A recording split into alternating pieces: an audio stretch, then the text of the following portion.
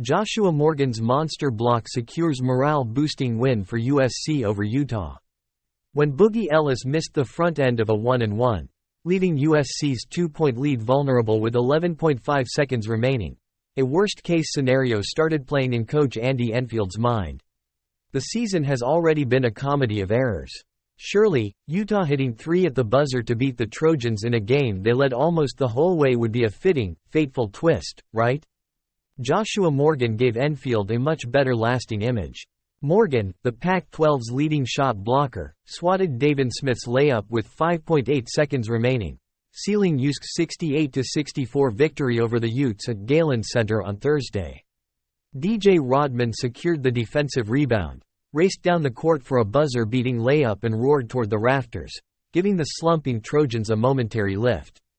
This win was one of those wins where your entire team stuck together and grinded it out, said Morgan, who had 7 points and 4 blocks. Putting anything I did aside, I'm just ecstatic that everyone on the team bought in, everyone on the team came ready to play, everyone wanted to play defense, everyone locked into the scout, and we came out with a great win. USC was hoping to erase the embarrassment of a 31-point loss at Stanford last Saturday. It was the largest margin of defeat for the program since 2020.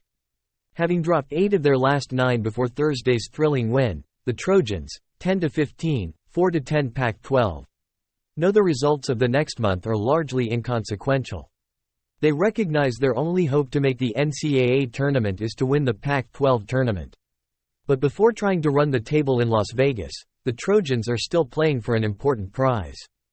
Their pride. We didn't show no fight in that Stanford game, said freshman Isaiah Collier, who finished with 15 points, 6 assists and 3 steals. But we also learned a lot from that game.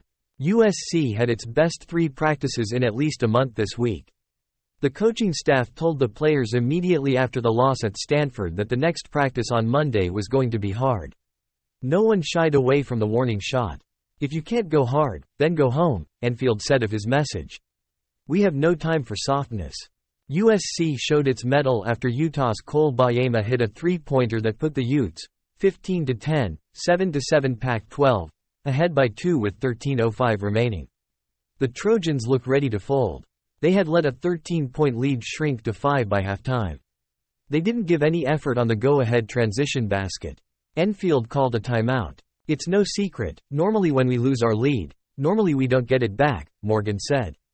As opposed to maybe even a week ago, I'd say our team really stuck together. Ellipsis. They had their run, and as opposed to just laying down, we fought back. The Trojans answered with 9 consecutive points.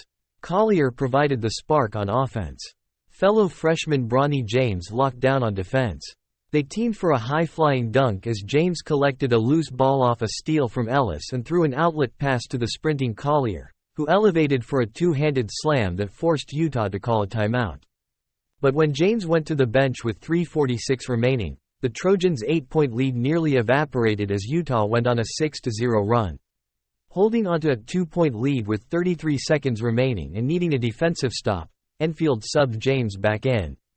James was the closest USC defender when Gabe Madsen turned the ball over out of bounds with 17.5 seconds left. In the second half, Enfield said of James, he was terrific.